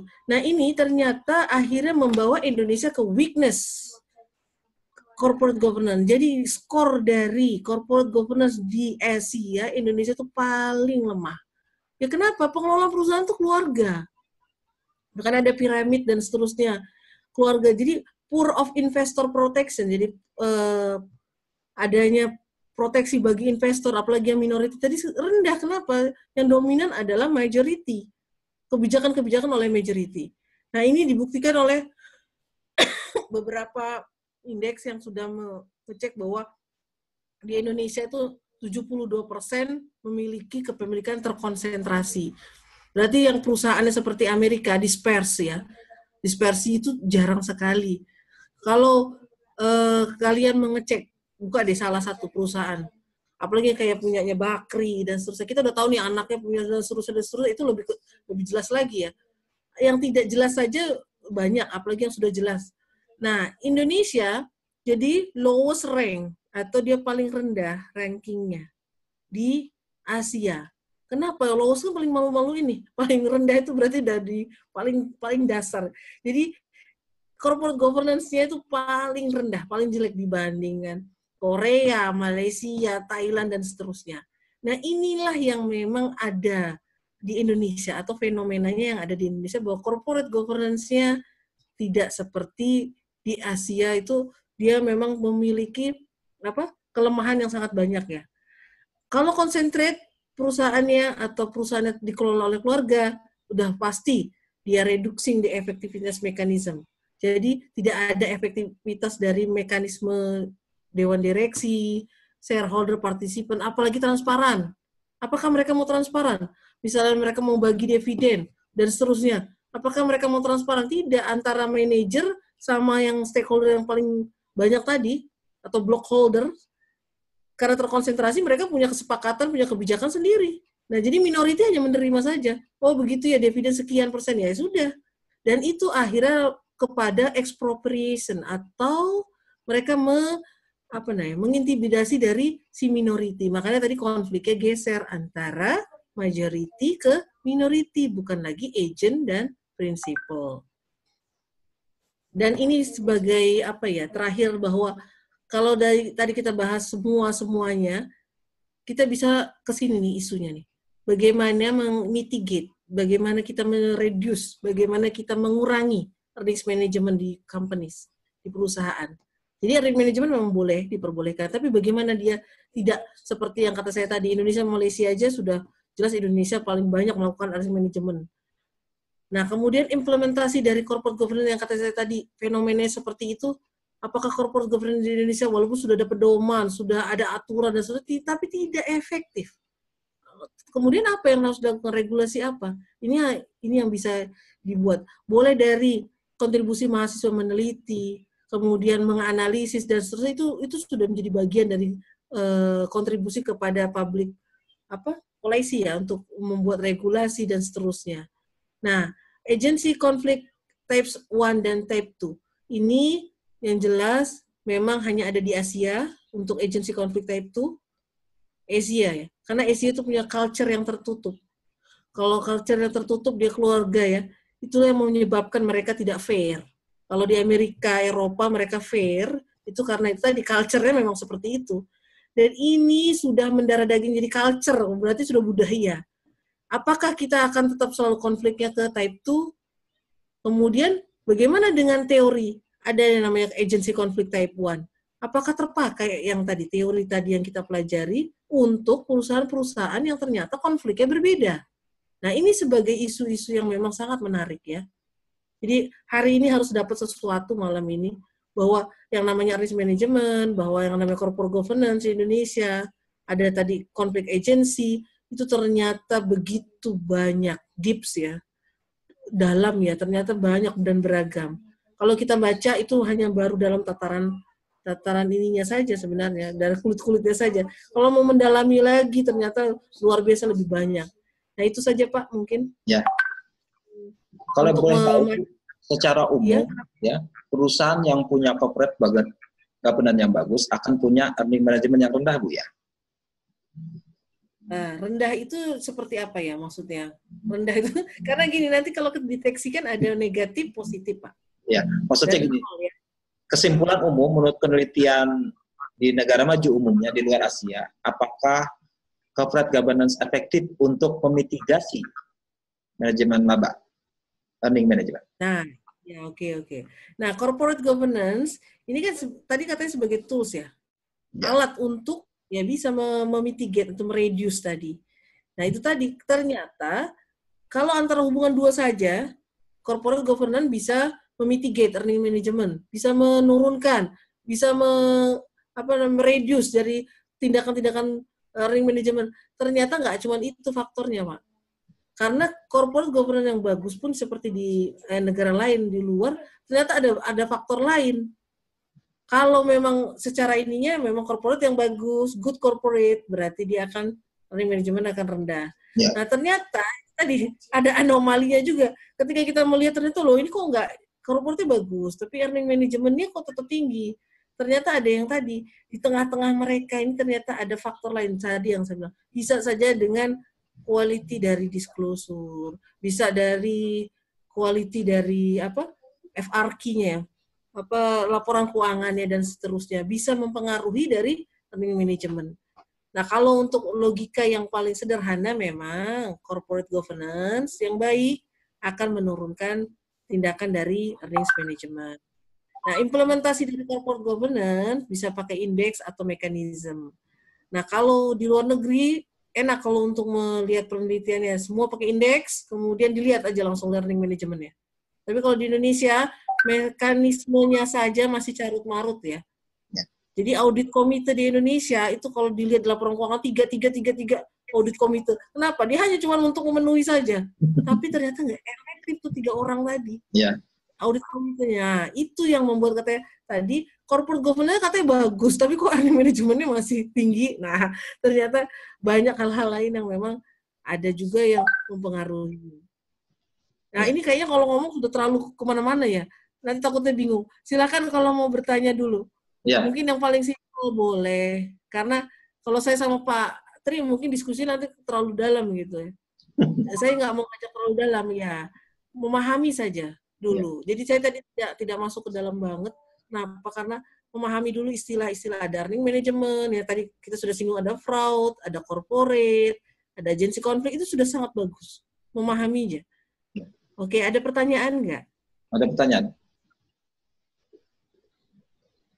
Ada pertanyaan? Boleh, pertanyaan yang simpel nggak masalah gitu ya. Iya, ada yang mau bertanya tentang teori agensi tadi, Bu. Ya, apakah teori agensi ini berlaku secara universal di seluruh negara atau perlu disesuaikan bila diterapkan di Indonesia, Bu? Boleh spesifik nggak pertanyaannya? Maksudnya teori agensi atau agensi konflik ya? Yang mana? Teorinya? Iya, teori agensi. Permasalahannya. Kalau teorinya, itu kalau dikatakan grand teori itu memang sudah tidak bisa digugurkan lagi, atau dengan kata lain seperti hukum ekonomi demand supply ya, itu memang sudah jadi teori. Kalau teori berarti memang sudah diakui seluruh universal ya, bahwa yang namanya dalam suatu perusahaan akan ada konflik interest. Itu payungnya atasnya paling besarnya ya. Jadi ada konflik interest. Nah, teori agency. Nah, kalau yang saya tadi jelaskan sudah masuk ke dalam konfliknya antara siapa? Ada konflik agency type 1, ada agency konflik type 2. Nah, yang mau ditanyakan yang mana? Untuk teori agency tadi sudah terjawab berarti ya. Teori agency memang untuk keseluruhan. Karena teori agency itu adanya konflik interest atau konflik kepentingan di dalam perusahaan. Nah, sekarang kepentingannya siapa gitu ya? Konflik yang type 1 antara agent sama pemilik. Kalau yang type 2 berarti antara minority sama majority. Nah, semuanya ini dalam satu payung tadi, teori agency gitu. Ya, oke. Ada pertanyaan atau belum Belum pas jawabnya, silakan. Maksudnya jadi saya tekankan tadi, kalau untuk teori itu semua sudah digunakan universal. Teori itu nggak bisa digugurkan lagi, karena dia udah jadi teori ya. Kalau yang kita melakukan ini tadi, begini, begitu, bahwa corporate governance nanti akan menurunkan manajemen, itu masih bisa digugurkan. Oh, ternyata enggak, dan seterusnya. Nanti lama-lama akan menjadi sebuah teori. Gitu. Ya, Novia. Nah, itu tugasnya Novi sebenarnya. Jadi teman-teman akuntansi harus bisa membuat sebuah teori yang memang tidak bisa digugurkan lagi. Ternyata semua orang membuktikan benar. Ya sudah, itu menjadi sebuah teori. Ya. Itu Ada satu lagi Bu dari negara nih. Ya silakan, satu lagi. Mungkin pertanyaan saya kedengarannya remeh, Bu. Tapi saya penasaran aja sih, Bu. Kalau di penjelasan Ibu tadi kan agensi konflik lebih ke, kalau di Indonesia itu lebih ke perusahaan keluarga ya, Bu. Terus bagaimana dengan kepemilikan perusahaan pemerintah, Bu? Kan pemerintah sebagai pihak mayoritas juga, Bu. Apakah masyarakat sebagai minoritas juga memiliki konflik tersebut, Bu? Dan kalau boleh saya mau nanya contohnya, Bu, konflik antara mayoritas sebagai dalam hal ini negara sama minoritas masyarakatnya, Bu. Terima kasih banyak, Bu. Terima kasih. Siapa namanya? Mega Rani. Oh, Mega. Ya, nggak apa-apa. Mega, nggak kok, pertanyaannya nggak remeh. Mungkin semua juga berpikir yang sama, kan? Saya pikir tadi gitu juga. Kalau kayak perusahaan kayak yang gede-gede tuh gimana, yang Indonesia monopoli? Kayak Pertamina, kayak yang tadi tuh, Garuda, dan seterusnya. Kan itu dipegang oleh pemerintah ya. Apakah ada namanya agensi konflik? Sebenarnya jawabannya tidak ada. Kenapa? Karena itu memang punya pemerintah, dan yang melakukan kebijakan adalah pemerintah, regulasinya juga berbeda gitu ya. Kalau private atau swasta, dia kebijakan dari swasta itu kan. Tapi kalau pemerintah, semua dari pemerintah, seperti kayak sekarang nih Pertamina. Saya kenapa dari tadi nyontohin Pertamina, karena saya sudah di Malaysia ya, jadi ngerasain kok Pertamina ini punya kebijakan yang agak memang berbeda ya. Pertamina punya penghitungan profit. Kemarin saya diskusi sama orang Pertamina. Nah, profit itu, mereka katakan bahwa di kondisi pandemik ini katanya kok profitnya turun. Nah, pertanyaan saya adalah, pada saat penentuan harga BBM ya, kan tetap sedangkan minyak dunianya turun. Kok bisa bilang profitnya turun gitu? Nah, itu kan kebijakan dari pemerintah. Artinya pemerintah yang menentukan A, B, C-nya, dan seterusnya. Nah, kalau kita di sini nggak bisa menyamakan yang kita bahas dengan kebijakan dari pemerintah. Makanya kalau di penelitian earning management kita exclude mereka. Yang namanya punya perusahaan pemerintah nggak bisa kita pakai. Kenapa? Karena itu tadi, kok kebijakannya suka tidak sesuai dengan logika ya. Kalau di Malaysia, minyak BBM di sana pakai dasar floating, Pak. Jadi minyak dunia turun, harga minyak turun. Jadi setiap bulan ganti. Jadi kalau di sana, kalau kami beli BBM, bulan ini, bulan apa nih? Juli. Besoknya udah per tanggal 1 kan, kemarin tanggal 1 Juli ya, itu harga berubah sendiri. Ya, bisa naik, bisa turun, tergantung minyak dunia. Nah, di Indonesia kan stabil, sedangkan minyak dunianya turun terus. Nah, tapi mereka mengatakan bahwa Pertamina lagi ada masalah nih, katanya. Kalau profitnya turun. Nah, saya bingung. Kok bisa begitu? Ya, itu yang tadi. Bahwa ada kebijakan di dalamnya. Nah, kebijakannya siapa yang kontrol? Ya, pemerintah. Makanya kita nggak bisa bilang ada konflik. Konflik ini muncul ketika ada tax atau ada activity yang sifatnya memang dia melimpahkan kontrol kepada agent untuk mengendalikan perusahaan, dan pemilik sangat percaya, trust ya, untuk si agent ini melakukan pengelolaan. Nah, kalau di perusahaan pemerintah tidak ada seperti itu. Walaupun dikatakan ada CEO, ada dikatakan dewan direksi, semua harus manut, semua harus ikut dengan aturan pemerintah. Itulah yang dikatakan tidak sama. Ya. Oke, ini ya. Mungkin Pak Tri mau nambahkan deh. Ya. Kalau ini ya, untuk sebenarnya kalau perusahaan pemerintah itu pemiliknya adalah rakyat ya, rakyat Indonesia. Karena pemerintah rakyat. Cuman di sini terjadi konflik juga karena pemilik dengan yang operasional sangat jauh jaraknya. Rakyat, Anda sekalian tuh yang punya Pertamina loh, ya. Kenapa Anda nggak punya wewenang terhadap Pertamina suruh nurunin harga? Karena jarak Anda dengan manajemen Pertamina jauh sekali. Anda harus diwakili oleh pemerintah, pemerintah diwakili oleh menteri, BUMN sebagai wakil pemerintah, diwakili lagi oleh komisaris, baru jatuhnya ke manajemen. Jadi jauh jaraknya. Jadi secara umum agensi konfliknya itu terjadi separation yang terlalu jauh sehingga tidak terkontrol lagi oleh pemiliknya. Ya, kalau mau dianggap seperti itu. Tapi kalau konfliknya sudah antara maunya kita dengan yang dijalankan perusahaan, sebenarnya konflik juga, ya. Dia tidak menurutnya. Itu antara rakyat kan ya? Iya. Yang konfliknya malah kasus Garuda harusnya, itu agak unik ya. Kasus Garuda kemarin kan Garuda milik pemerintah, tapi sebagian saham Garuda itu diperdagangkan di bursa. Jadi dia TBK Persero, ya. Persero itu berarti dia BUMN, TBK berarti dia karena 20% saham dia dimiliki oleh umum, sehingga dia campuran antara pemerintah dan publik. Tapi kasus itu terjadi diungkap oleh wakil dari pemegang saham publik. Wakil pemerintah diam-diam saja, tenang-tenang saja.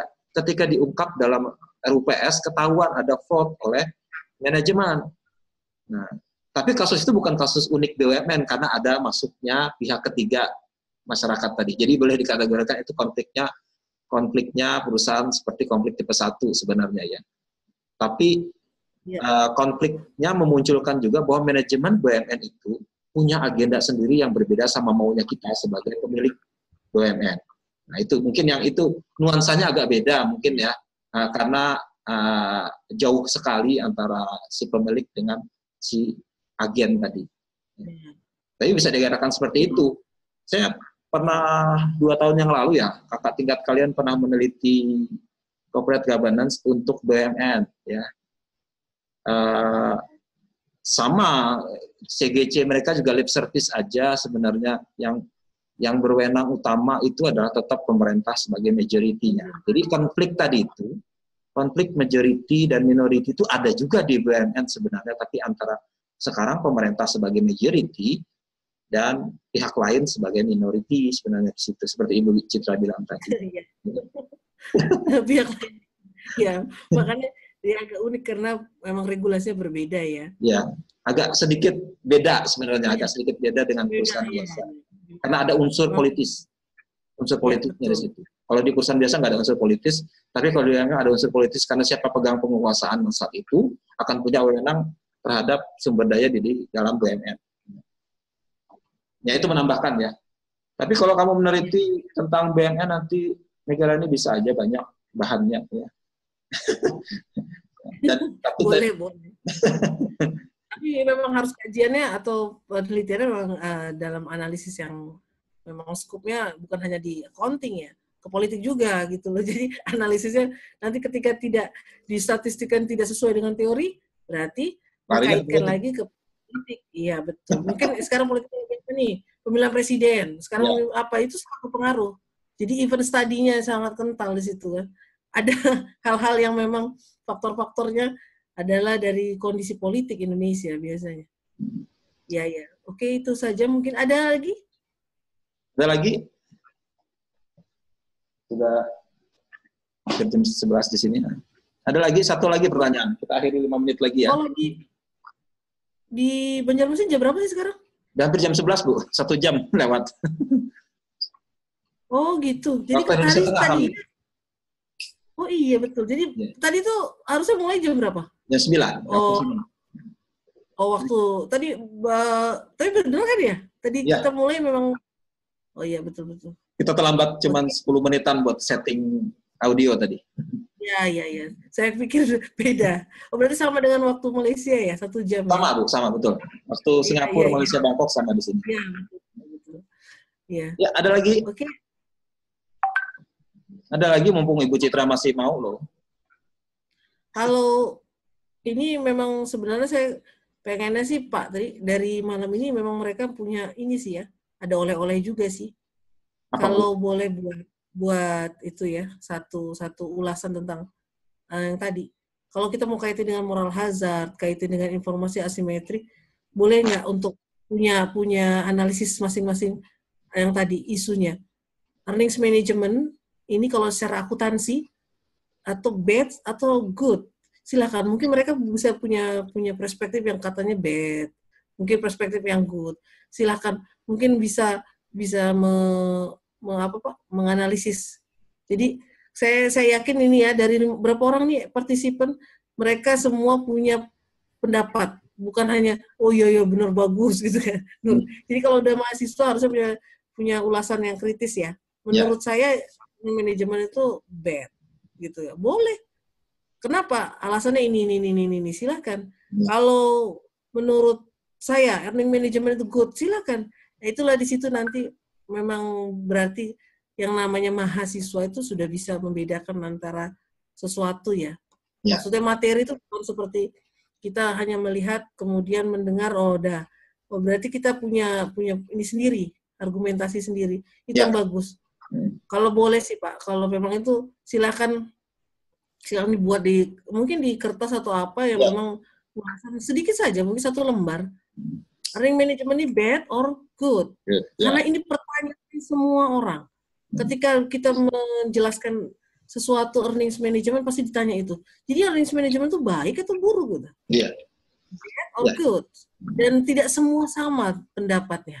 Ya Pak ya. Iya. Silakan boleh dibuat. Jadi oleh-olehnya malam ini mungkin itu saja. Silakan dibuat pendapatnya bahwa earnings management ini bad or good. Boleh dari bacaan-bacaan yang dibaca dari Google ya. Ada yang bilang begini, begitu. Bisa disimpulkan dengan argumentasi berbagai macam. Dan ini kalau dikolektifkan nanti mungkin akan bagus. Ya kan Pak? Jadi kalau mereka ada pendapat-pendapat bisa dibuat ini sama Pak Tri. Jadi ulasan koran, surat kabar, bahwa ada boleh. Jadi kalau boleh nih pendapatnya pakai rujukan. Jadi menurut ini bagus, yang menurut ini bad, tapi menurut ini dari ini bagus sekali itu. Jadi silakan. Ini PR buat kalian ya. Berikan pendapat apa earning management menurut kalian bad or good, positif atau negatif. Ya. Sebutkan alasannya apa. Ya, ini untuk tugas dari hasil seminar hari ini, ya.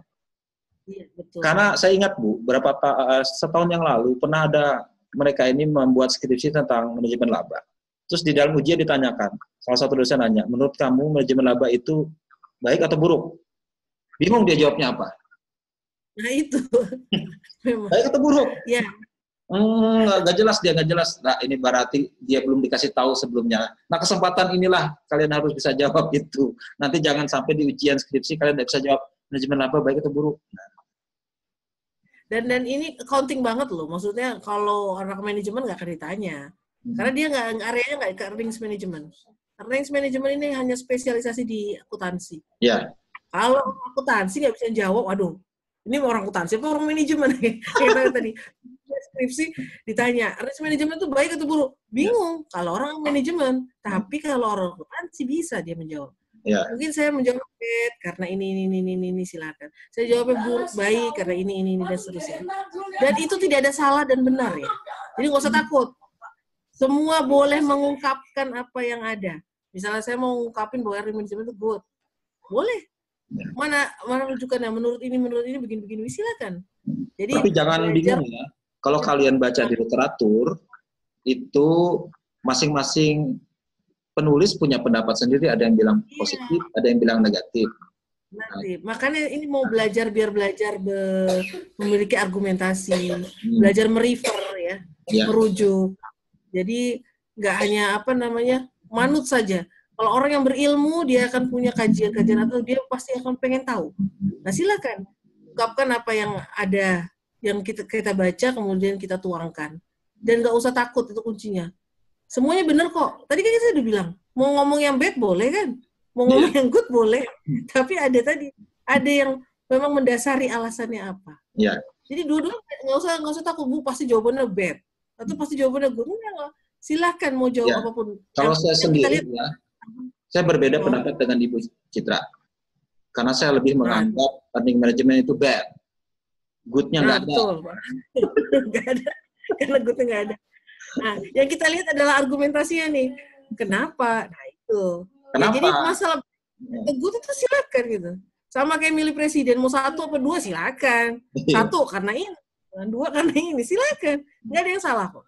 Nah, ini harus dijawab dan bisa, berarti kalau sudah bisa menjawabnya, malam ini benar-benar memang mengikuti ya Pak ya. Iya. Tapi kalau masih bingung, masih Iya. ngawang-ngawang gitu, atau dia Iya. di gray area Itu itu nggak tahu ya tugas- apa. Tugas mahasiswa ya, kalian kerjakan itu. Pertemuan berikutnya hari Selasa nanti kita bahas. Nanti saya laporkan ke Bu Siap, Citra hasilnya apa. Iya, boleh. Silakan Ibu 1 lembar saja. Setengah halaman pun nggak apa-apa. Yang penting ada Iya. alasan, argumentasinya. Bukan Kalau- intinya bed sama iya. goodnya. Kalau kalian baca Argumentasinya. literatur mungkin nggak cukup setengah halaman kali ya, lebih terserah, bisa aja. Iya, betul. Tapi harus bisa memilih bad atau good. Ya, itu saja. Iya Pak. Ya. Silakan. Oke, masih ada lagi? Sudah hampir jam 11. Ada lagi? Udah mungkin. Sebelum kita akhiri, masih ada komentar?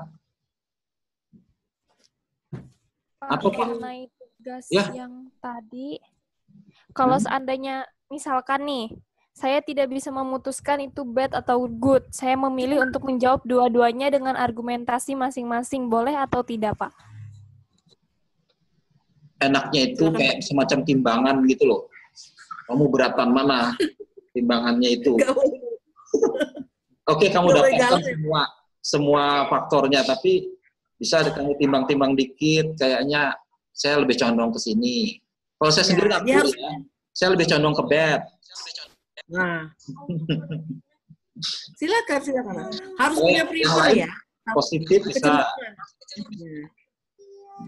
Jadi harus punya kecenderungan. Walaupun meskipun hampir sama antara bad sama good, tetap harus bisa memilih. Kayak mana nanti kalau memilih calon hidupnya Pak ya? Kalau semuanya bingung kayak gini. Belajar bisa memilih, dia punya prinsip. Kayak Pak Tri tadi, prinsip saya ini masih bad. Walaupun ada sisi good-nya tetap saya bad. Oke, silakan. Karena prefernya lebih ke itu tadi, ini kecenderungan yang nggak baik nih, gitu kan. Ada yang merasa ini baik nih untuk kepentingan perusahaan, silakan. Jadi apapun jawaban itu tidak ada salah dan benar, tapi intinya harus bisa memilih. Kalau nggak memilih, tadi jalannya masih saya bingung ya, bahwa jawabannya ini apa ini, silakan. Berarti milih sendiri dong yang baca. Tidak boleh, harus dipilih salah satu. Jadi jawabannya cuma satu tunggal, single, bad atau good. Baru penjelasan bawahnya gitu ya. Jangan ada dua-dua. Saya bingung, jadi saya tampilkan dua-duanya ini bad karena ini, good karena ini. Pilih sendiri gitu. Jangan. Ya. Silakan single jawabannya. Nggak boleh ada dua. Oke, itu aja mungkin untuk menstimulus mahasiswa belajar untuk membaca Ya. referensi. Kalau zaman sekarang enak ya Pak, pakai Google ya. Zaman kita dulu fotokopi aja Pak. Iya. Saya ingat dulu untuk menjawab Ya. satu soal ini saya harus ngendon di pustakaan kita dulu, Bu. Ya, betul. Di pustakaan elektronik yang masih zaman kuno. Itu 1 hari baru ada jawaban. Betul. Lalu gitu fotokopi tuh di kamar tuh harus punya jurnal-jurnal tuh berapa duit yang kita keluarkan untuk fotokopi, paper. Kalau sekarang kan tinggal di ujung klik jari aja saja. di komputer Ya, sudah ada semua. Iya. Dari Jadi sekian kalau banyak harus pindah. bacaan kita bisa memutuskan bad atau good ya. Mas, kalau nggak ada bahan, nah wajar. Sekarang bahan semua bisa dieksplor di mana-mana. Iya. Mau yang dari Google, mau dari buku, silakan. Mau dari apa? E-book kan sekarang udah banyak. Silakan apapun. Mau argumentasi dari orang pakar-pakar yang boleh, silakan. Yang jelas kalian bisa membaca banyak. Yang saya harapkan juga dengan baca banyak malah dapat banyak juga ya Pak ya. Iya. Jadi bukan hanya ini, itu memang tugasnya dosen tuh bukan tukang sulap. Jadi begini akhirnya nurut gitu. Justru dari mahasiswa, mungkin mahasiswa yang mengkoreksi, oh kalau saya baca itu nggak begini, silakan, itu malah justru yang baik gitu ya. Iya. Kalau di luar negeri begitu, jadi si dosen sama mahasiswa memang semuanya aktif gitu ya. Jadi mahasiswa juga punya wawasan yang banyak, dosen juga punya. Jadi sama seperti mengaduk kopi gitu ya. Kita sama-sama membuat sesuatu yang jadi lebih baik gitu kan. Bukan dari dosennya saja. Itu harapannya sih. Iya. Ya nggak apa-apa Pak. Ya, mungkin itu saja ya dari Ya. saya. Mm-hmm. Saya sangat senang sekali bisa diundang oleh Pak Tri berbagi ya. Apalagi dengan mahasiswa akuntansi. Saya nggak tahu di sini mahasiswa akuntansinya pada nggak nampilin mukanya, jadi semuanya pada. Jadi sebenarnya saya pengen lihat nih mahasiswa Banjarmasin tuh kayak apa sih? Gitu. Bisa dibuka ya videonya. Iya. Tolong dibuka videonya supaya Ibu bisa tahu, nanti ingat. Iya, mungkin begini deh. Sharingnya di Iya. Halo. Iya, semuanya oke-oke sebenarnya kan. Tapi pada malu-malu gitu. Ya, oke. Saya terima kasih sudah diundang untuk berbagi. Nah, mudah-mudahan next time gitu ya. Atau kapan nih kita ketemu lagi bisa berbagi. Dan yang saya kepengen sih kalian justru yang lebih punya banyak ilmu ya Pak ya. Iya. Jadi kalian yang justru berbagi dengan kami gitu kan. Iya. Itu harapannya.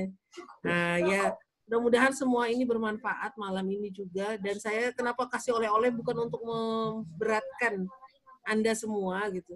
Saya kepengen ada sesuatu yang terkesan gitu. Hari ini, malam ini saya ada sesuatu. Dan kesan itulah yang tadi akan dibawa terus gitu loh. Sampai kalian bekerja pun, ketika di perusahaan, bekerja tuh ingat tadi tuh. Saya pernah dapat teori ini dan ini sangat saya ingat. Jadi nggak hanya lewat saja, udah selesai gitu ya. Saya pengen punya ada oleh-oleh, ada kesan tersendiri buat kalian gitu. Iya. Jadi bukan untuk memberatkan tugasnya, tapi membuat sesuatu kalian bisa lebih baik. Gitu. Itu saja Pak ya. Ya, terima kasih banyak Bu Citra Ya, sudah meluangkan waktunya untuk kami kuliah tamu hari ini. Ya, kami sangat berterima kasih dan sangat mengapresiasi kesediaan Bu Citra untuk berbagi ilmu di kami ya. Apa namanya? Dari seluruh mahasiswa saya mewakili mengucapkan banyak terima kasih, juga dari institusi Pak Ketua tadi sampaikan salam buat Bu Citra. Terima kasih sekali telah bersedia. Dan jangan kapok Bu ya kalau misalnya kami undang nanti di lain waktu ya. Karena kami sangat berniat meningkatkan atmosfer akademik di kampus kami dengan cara memperbanyak acara semacam ini ya. Seminar mungkin akan diadakan sesering mungkin, dan seperti Bu Citra bilang justru sekarang semakin murah dengan cara seperti ini ya. Kalau saya undang Bu Citra ke sini, saya mesti belikan tiket, sediakan hotel. Wah, momentum kayak begini harus kita manfaatkan. Mahasiswa juga begitu. Enak kan? Daripada nonton TV atau apa yang memang nggak berguna, bisa ngikutin kuliah sambil bisa dipakai daster, pakai kaos oblong, pakai celana pendek.